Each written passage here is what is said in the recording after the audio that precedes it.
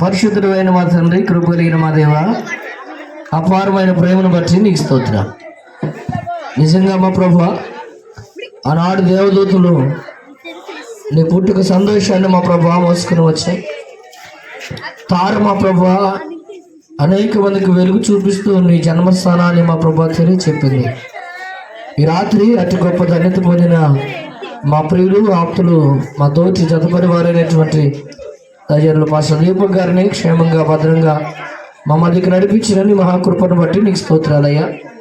ఈ సావుకుని నిరంతర ఆత్మతో మీరు అభిషేకించండి. నీ సావుకుడి ద్వారా ఈ రాత్రి మా మునుగోడు గ్రామంలో మా అందరికి కావలసిన విలువైన పరలోకపు వాక్కులు వెదజల్లుకునే కృపదచ్చి అడ్డుగా ఉండి ఆటంకపరుస్తున్న రాతివేదమైన దురాత్మధకార చీకటి శక్తులను వేస్తున్నాం. మీరు లైపరిచి సూటిగా, తేట తెల్లగా, అర్థవంతంగా ఈ రాత్రి మా అందరి హృదయాలకు అర్థమయ్యే రీతిలో నీ వాక్యాన్ని బోధించమని యేసు దివ్య నామమున ప్రార్థిస్తూ బ్రతిమలాడి వేడుకుంటున్నాం మా ప్రియ ప్రభు తండ్రి, ఆమేన్. మంచి వర్తమానం అందించుటకు మన మధ్యకు వచ్చిన ప్రియులు, పెద్దలు పాస్టర్ దీపక్ గారిని ప్రేమతో మన మధ్యకు ఆహ్వానిస్తున్నాం. ఒకసారి చప్పట్లు కొడుతూ దేవుని సావుకులు మన మధ్యకు ఆహ్వానిద్దామండి. వాక్యవానతో ఇంకా పాటలు ఉన్నాయి, క్రిస్మస్ కేక్ కటింగ్ ఉంది, అన్ని కార్యక్రమాలు ఉన్నాయి. ఈ రాత్రి చక్కగా అందరం సంతోషంగా దేవుని నామాన్ని కనపరుస్తూ ముందుకు సాగుదామని ప్రభుపక్షంలో ప్రేమతో ఎదురు తెలియజేస్తున్నాం.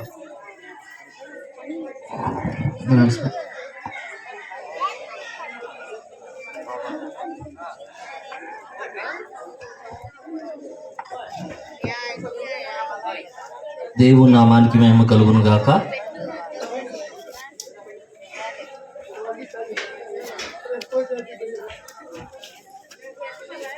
సంతోషంగా ఉన్న వారంతా కూడా ఒకసారి దేవుని నామాన్ని మహిమపరుద్దామా? గట్టిగా, ఇంకా గట్టిగా, ఇంకా గట్టిగా, ఇంకా గట్టిగా అనుకున్న వాళ్ళు కూడా. చాలా మంది మొహాలు ఎలా ఉన్నాయంటే, ఈ నిరాయన అయినా క్రిస్మస్లు వస్తాయి పోతా ఉంటాయి, కానీ మా బ్రతుకుల్లో సమస్యలు తీరట్లేదు అన్నట్టుంటాయి. బాగా గమనించండి. బైబిల్ గ్రంథంలో నుంచి ఒక వాక్యాన్ని మనము ధ్యానం చేద్దాము. అపోస్తలుడైన పౌలు గారు కొరింథీయులకు రాసిన 2వ పత్రిక 4వ అధ్యాయము 4వ వచనాన్ని మనము ధ్యానం చేద్దామండి. దేవుని స్వరూపి అయి ఉన్న క్రీస్తు మహిమను కనపరచు సువార్త ప్రకాశము వారికి ప్రకాశింపకుండు నిమిత్తము ఈ యుగ సంబంధమైన దేవత అవిశ్వాసులైన వారి మనోనేత్రములకు గ్రుడ్డితనము కలుగజేసెను. అంధకారములో నుండి వెలుగు ప్రకాశించును గాక అని పలికిన దేవుడే తన మహిమను గూర్చిన జ్ఞానము యేసుక్రీస్తునందు వెల్లడిపరచుటకు మా హృదయంలో ప్రకాశించెను. గనుక మేము మమ్మను గూర్చి ప్రకటించుకొనట లేదు గాని క్రీస్తు యేసును గూర్చి ఆయన ప్రభు అనియు మమ్మను గూర్చి మేము యేసు నిమిత్తము మేము మీ పరిచారకులమని ప్రకటించున్నాము. చిన్నమాట ప్రార్థన చేసుకుందామండి. మహాపరిశుద్ధుడను ప్రేమ కలిగినటువంటి మా ప్రియ పరలోకపు తండ్రి, నీకు స్తోత్రములు ప్రభువా. మమ్మల్ని మిక్కిలిగా ప్రేమించి గడిచిన సంవత్సరాలు, గడిచిన మాసములు, గడిచిన దినాలు నీ సజీవన రెక్కల నీడలో భద్రపరిచి ఈరోజు మరలా నిన్ను స్తుతించుటకు, నీ యొక్క జన్మదిన వేడుకను మేము మరలా జ్ఞాపకం చేసుకున్నటకు నాయనా ప్రభా, మీరు మాకు ఇచ్చిన ధన్యతను బట్టి నీకు వందనాలు చెల్లిస్తా ఉన్నాను. అటు రీతిగానే కొద్ది నిమిషాలు నీ లేఖనములను ధ్యానిస్తూ ఉంటుండగా వాక్యమై ఉన్న మా యేసయ్య మాతో మాట్లాడి ఇదిగో నాయన వాక్యానుసారమైన జీవితమును మాకు అనుగ్రహించమని యేసునామంలో ప్రార్థిస్తా ఉన్నాం మా తండ్రి, ఆమేన్. చదవబడినటువంటి లేఖన భాగంలో మనం ఒక విషయాన్ని గమనించాలండి. ఇక్కడ చెప్తా ఉన్నటువంటి మాట ఏంటంటే, 4వ అధ్యాయములో ఈ యుగ సంబంధమైన దేవత అవిశ్వాసులైన వారి మనోనేత్రాలకు గ్రుడ్డితనము కలుగజేశాను. ఏమి గ్రుడ్డితనమయ్యా అంటే బాగా గమనించండి. దేవుని పిల్లలైనటువంటి మనము రక్షకుడు మన జీవితంలోనికి ఉదయించాడని తెలిసి మనం ఇంకా కూడా అనాలోచనగాను దిగాలుగాను ఏదో కోల్పోయినటువంటి వారిగా మనం ఉంటాం. బాగా గమనించండి, ఇంట్లో సాయంత్రం అవగానే మన ప్రతి ఇంట్లో కూడా చీకటి రంగాలు మనం ఏం వేస్తాము? లైట్ వేయగానే మన ఇంట్లో ఉన్నటువంటి చీకటి అంతటిని కూడా పోగొట్టుకుంటూ ఉంటాం. అలాగుననే దేవాతి దేవుణ్ణి మన హృదయంలోనికి మన జీవితంలోనికి ఎప్పుడైతే మనము ఆహ్వానిస్తామో, బాగా గమనించండి, మన చీకటి బ్రతుకులను, చీకటి పోవడం అంటే మనం అందరం అనుకుంటా ఉంటాము దారిద్రము నుంచి బహు సంపన్నులం అయిపోవడము, అనారోగ్యం నుంచి విడుదల పొందడము, లేకపోతే మనకున్న అసమాధానాలన్నీ పోవడము, లేకపోతే మనకున్న కష్టాలన్నీ తీరిపోవడం అని కాదండి. బాగా గమనించండి, దేవుడు బైబిల్ గ్రంథములో సెలవిస్తా ఉన్నాడు, ఆనందించండి, మరలా చెబుతున్నాను, ప్రభునందు ఎల్లప్పుడూ ఆనందించండి. కొంతమందికి బాగా డబ్బులు ఉన్నప్పటికీ కూడా వాళ్ళ దగ్గర సంతోషం ఉండదండి. కానీ కొంతమందిని మనం చూస్తూ ఉంటాము, చాలా నిరుపేద స్థితిలో ఉన్నప్పటికీ కూడా వారి జీవితాల్లో సంతోషాలు, ఆనందాన్ని మనం చూస్తూ ఉంటాం. అది దేవుడు వారికి అనుగ్రహించిన గొప్ప ధన్యత. దేవునికి మహిమ కలుగును గాక. ఇప్పుడు ఇక్కడ చెప్తా ఉన్నటువంటి మాటను మనం గమనించినట్లయితే, ఈ యుగ సంబంధమైన దేవత అవిశ్వాసులైన వారి మనోనేత్రాలకు గుడ్డితనాన్ని కలుగజేస్తా ఉంది. మరి ఈ యొక్క గుడ్డితనము పోగొట్టుకోవాలి, దేవుని యొక్క వెలుగు మనలో ఉదయించాలంటే యోహాను సువార్తలో ఒక మాట తేటగా రాయబడిందండి. యోహాను సువార్త 8వ అధ్యాయము 13వ వచనములో ఇలాగూ రాయబడి ఉంది. చూద్దాం, చూడండి. యోహాను సువార్త 8వ అధ్యాయము 12వ వచనం అండి. మరలా యేసు, నేను లోకమునకు వెలుగును, నన్ను వెంబడించువాడు చీకటిలో నడవక జీవపు వెలుగులో ఉండునని వారితో చెప్పెను. దేవునికి మహిమ కలుగును గాక. ఏం చెప్తా ఉన్నాడండి? నేను లోకమునకు వెలుగును, నన్ను వెంబడించేవాడు చీకటిలో నడవక. బాగా గమనించండి, వెలుగుంది, జీవపు వెలుగుంది. ఏముందండి? వెలుగుంది, జీవపు వెలుగుంది. అలాగే మామూలు జలం ఉంది, జీవజలం ఉంది. యేసు ప్రభు వారు సమరయ స్త్రీ దగ్గరికి వెళ్ళి దాహానికి ఇమ్మని అడిగినప్పుడు అక్కడ జరిగినటువంటి సందర్భాన్ని మనం గమనిస్తే ఆమె వారి దగ్గర వ్యత్యాసాన్ని కనపరుస్తుంది. అయ్యా, మీరేం యూదులు, మేము సమరయులు అన్నప్పుడు ప్రభు అయిన యేసుక్రీస్తు వారు ఒక మాట అంటాడు, అమ్మా నువ్విచ్చే నీళ్లు తాగితే మరలా దప్పికొంటారు, కానీ నేను ఇచ్చే నీళ్లు తాగితే ఇంకెప్పుడు కూడా దప్పికొనరు అని మాట్లాడి జీవజలపు బొక్క అయినటువంటి దేవుని వాక్యం గురించి, దేవుని గురించినటువంటి మాట చెప్పి, అలాగే ఇక్కడ చెప్తా ఉన్నాడు, నేను లోకమునకు వెలుగును, నన్ను వెంబడించువాడు చీకటిలో నడవక జీవపు వెలుగులో నడుచును. ఈరోజు దేవుని పిల్లలుగా మనందరము కూడా అనేకమైనటువంటి క్రిస్మస్ పండుగలు చేసుకుంటా ఇంటి మీద స్టార్ పెడతా ఉంటాము. పైన స్టార్, మనం స్టార్ పెట్టడానికి గల ఉద్దేశం ఏంటో తెలుసా అండి? బైబిల్ గ్రంథములో ఆ తార ప్రభు అయిన యేసుక్రీస్తు వారి వద్దకు ఎవరిని నడిపించింది? జ్ఞానులను నడిపించినట్టుగా బైబిల్ గ్రంథంలో రాయబడింది. అదే విధంగా నక్షత్రమును గురించి దానియేలు గ్రంథము 12వ అధ్యాయంలో మనం ఒక మాటను చూస్తే అక్కడ ఒక మాట స్పష్టంగా రాయబడి ఉంటది. ఆ మాటను కూడా మనం చదువుకుందాం, చూడండి. దానియేలు గ్రంథము 12వ అధ్యాయము 3వ వచనం అనుకుంటాను. బుద్ధిమంతులైతే ఇంకా కింద వచనం, ఇంకా కిందకి చదువుతామండి. చదవండి. ఆ పైన మాట ఉంటుంది చూడండి. బుద్ధిమంతులైతే ఆకాశ మండలములోని జ్యోతులను పోలిన వారై ప్రకాశించెదరు.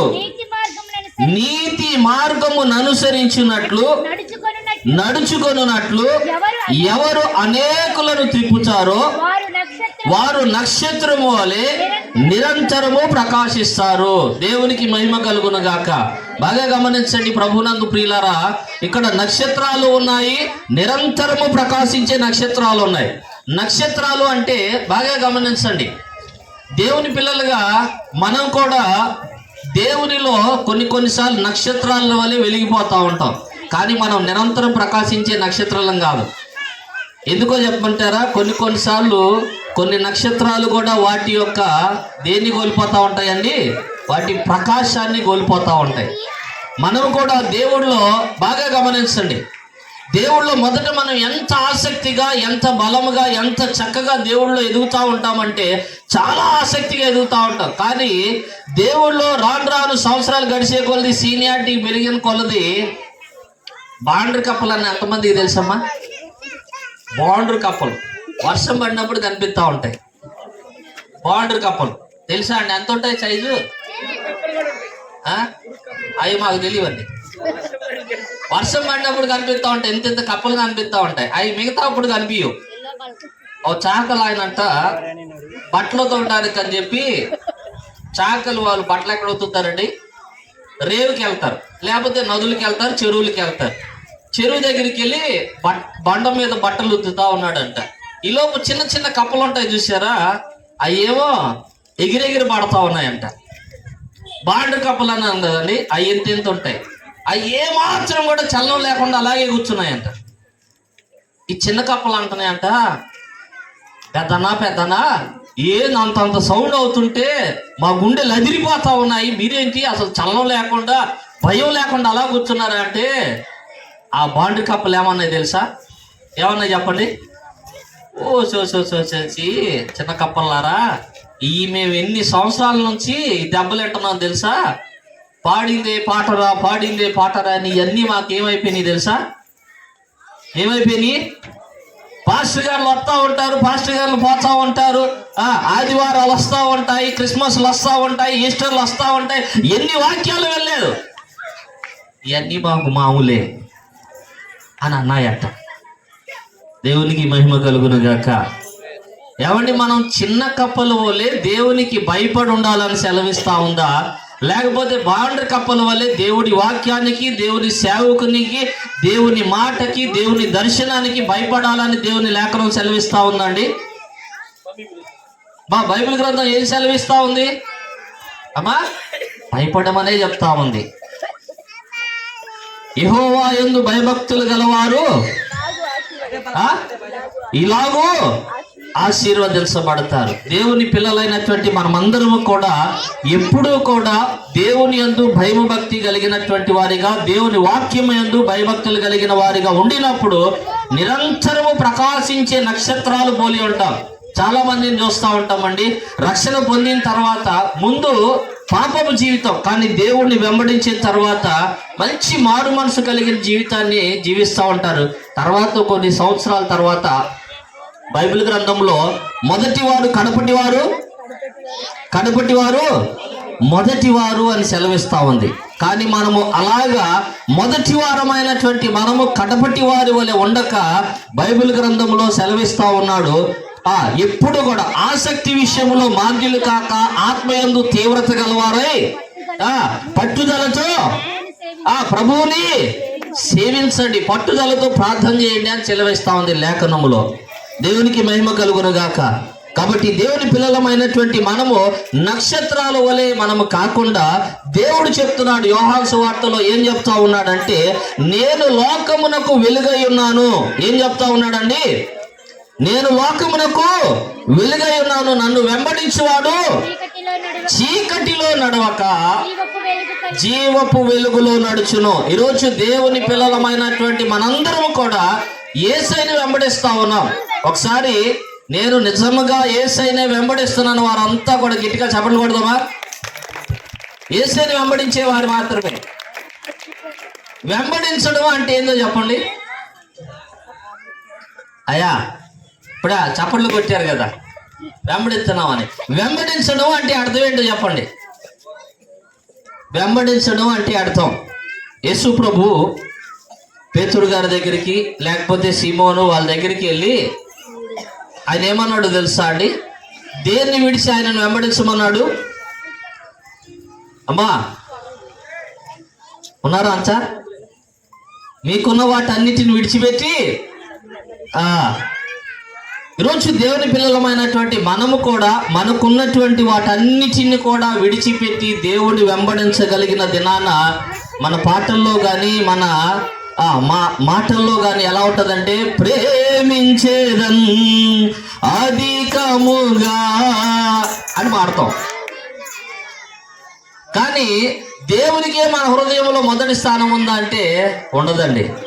ఈరోజు దేవుని పిల్లలమైనటువంటి మనమందరం కూడా వెంబడించడము అంటే అర్థం ఏంటంటే, మనకున్న వాటన్నిటికంటే కూడా మొదటి స్థానము దేవుడికి ఇవ్వగలిగిన దినాన్న ఆయన వెలిగించబడమే కాకుండా ఆయన వెలుగై ఉన్న ప్రకారము నన్ను వెంబడించువారు జీవపు వెలుగులో, అంటే ఎప్పటికీ ఎవర్ గ్రీన్ అంటారు, అంటే ఎవర్ స్టార్ అంటారు, ఇంకెప్పటికీ కూడా నిరంతరము ప్రకాశించే నక్షత్రాన్ని పోలి ఉంటారు. కొన్ని రోజులు దేవుళ్ళో, కొన్ని రోజులు లోకములో, కొన్ని రోజులు మనకిష్టంగా, కొన్ని రోజులు దేవుడికి ఇష్టంగా, కొన్ని రోజులు మొదటి వారిగా, కొన్ని రోజులు కడపటి వారిగా కాకుండా ఎప్పుడైతే జీవపు వెలుగులో మనము ఆయనను వెంబడిస్తూ ఉంటామో, దేవుడి వాక్యానుసారంగా దేవుని యందు భయము కలిగి మనం నడుచుకుంటా ఉంటామో, బాగా గమనించండి, ఈ యుగ సంబంధమైన దేవత అవిశ్వాసులైన వారి మనోనేత్రాలకు గుడ్డితనాన్ని కలుగజేస్తా ఉంది. బాగా గమనించండి. మందు బాటిల్ మీద రాయబడి ఉంటుంది, సిగరెట్ ప్యాకెట్ మీద రాయబడి ఉంటుంది, కైనీ ప్యాకెట్ మీద రాయబడి ఉంటుంది. ఏంటో తెలుసా అండి? స్మోకింగ్ ఈజ్ ఇంజూరియస్ టు, అంటే అర్థం ఏంటి చెప్పండి? పొగ తాగుట ఆరోగ్యానికి హానికరము. కానీ చూసి కూడా దాన్ని ఏం చేస్తా ఉన్నారు చెప్పండి? ఏమండి, కైనీ ప్యాకెట్ మీద మీరు చూడండి, అంటే పాస్టర్ గారు కైనీ తింటాడా అని అనుకోబాకండి. కింద పడేసిన కైనీలు మనం చూసినప్పుడు పుచ్చిపోయిన పళ్ళు మనం చూస్తూ ఉంటాం. చూస్తారా లేదండి? ఏమండి, తినేవాడు దాన్ని చూసి తింటాడా, చూడకుండా తింటాడా? చూసే తింటాడు. అంటే ఈ యుగ సంబంధమైన దేవత వారి తినేవారికి జ్ఞానం కలుగు చేస్తుందా, గుడ్డితనాన్ని కలుగు చేస్తుందా అండి? కనులుండి చూడలేకపోవడం అంటే అర్థం ఏంటో తెలుసా అండి? ఈరోజు నేను మరొక మాటను చెప్తాను, మరి మీ హృదయాలు గాయపరుస్తుందేమో తెలియదు. కానీ ఈరోజు చాలా మంది మా చర్చిలో మన ఒక ఆమె కొంచెం బాధగా ఉంది. ఏంటబ్బా బాధగా ఉంది, ఇంట్లో ఏమైనా కష్టాలు ఉన్నాయేమో అనుకున్నానండి. ఏం జరిగిందో తెలుసా అండి? దిగాలుగా చదువుతుంది. సీరియల్లో అంట ఎవరో యాక్టర్ అంట చనిపోయాడట. ఏంటి అంటండి? సీరియల్లో ఎవరో నటించే వ్యక్తి అంట చనిపోయాడంట.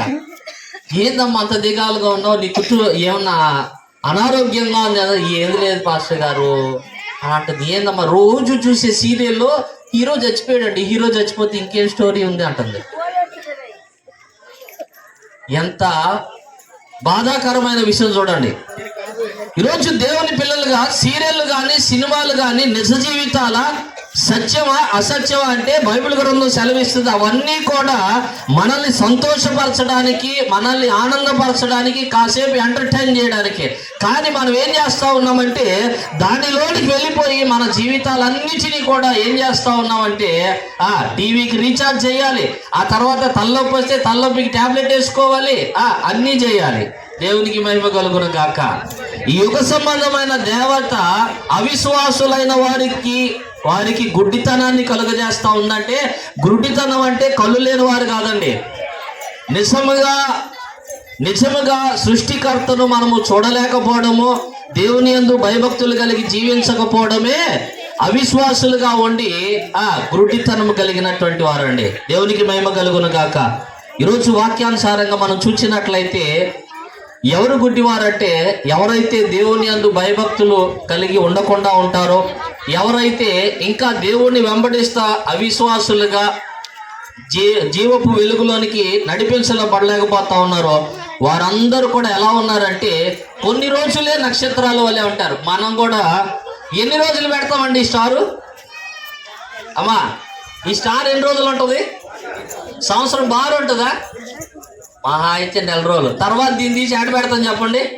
మళ్ళీ ఎప్పుడు వచ్చింది బయటికి? మనం కూడా అంతే. ఎప్పుడు వస్తారు చెప్పండి? మనం కూడా ఎప్పుడు వస్తామండి? ఆదివారం క్రైస్తవులు ఉన్నారు, పండగ క్రైస్తవులు ఉన్నారా లేరా అండి? అంటే మా సంఘంలో ఇలాగే చదువుతాను ఇట్లాంటి పాస్టర్ గారిని పిలిచారు ఏందని చెప్పి మళ్ళీ పాస్టర్ గారిని అనబాకండి. దేవునికి మహిమ కలుగును గాక. స్వతంత్రం మీద చెబుతా ఉన్నా. కాబట్టి దేవుని పిల్లలమైనటువంటి మనమందరము కూడా ఏదో ఒకరోజు దేవునిలో సంతోషంగా ఉండాలనో, లేకపోతే 2 రోజులు దేవునిలో సంతోషంగా ఉండాలనో, ఒకరోజు దేవుని యందు పరిపూర్ణమైన భక్తిని కనపరచాలని దేవుడు అంటలేదండి. దేవుడు చెప్తా ఉన్నటువంటి మాట ఏంటో తెలుసా? మరణం వరకు, అమ్మా ఎప్పటిదాకంట? మరణం వరకు నమ్మకంగా ఉండండి. ఏమిస్తా అన్నాడు? ఏమిస్తా అన్నాడండి? జీవ కిరీటము, జీవపు వెలుగు, జీవజల ఓట. ఇవన్నీ మనకు కావాలంటే దేవుని పిల్లలమైనటువంటి మనము ఆ గుడ్డితనములో నుంచి బయటికి రావాలి. దేవుని వెలుగును మనము వెంబడించే వారిగా ఉండాలి. అటు రీతిగా మనమందరము కూడా ఆయన వెలుగును వెంబడించుదుము గాక. ఆమేన్. మీరు ఎప్పుడు ఆమేన్ చెబుతారో తెలుసా అండి? మీరందరూ ఆశీర్వదించబడుదురు గాక. ఇప్పుడు చూసారు అందుకు ఇంటికి చెప్తున్నారు. వాక్యానుసారంగా చెప్పామనుకోండి అవే అంటారు. మీరు కారు కొనుక్కుందురు గాక. చూసారా? నేను అనకపోతే మీరే అనేస్తారు.